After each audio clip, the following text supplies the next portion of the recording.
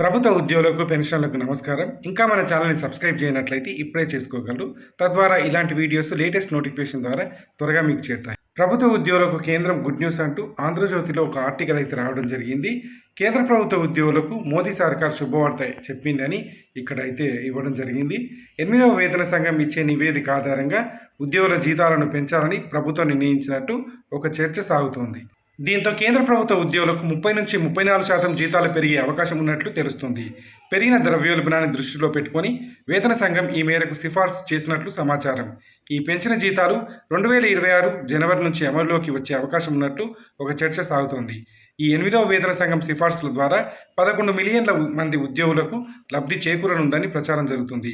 2016లో 7వ వేతన సంఘాన్ని మోదీ సర్కార్ నియమించింది. మళ్ళీ ఈ ఏడాది 8వ వేతన సంఘాన్ని కేంద్రం ఏర్పాటు చేసింది. ప్రతి 10 ఏళ్లకు ఒకసారి వేతన సంఘాన్ని కేంద్రం నియమిస్తున్నట్లు సంగతి తెలిసిందే. ఇక 7వ వేతన సంఘం అత్యల్పంగా 14% మేరకు కేంద్ర ప్రభుత్వ ఉద్యోగుల జీతాలు పెంచిన విషయం విదితమే.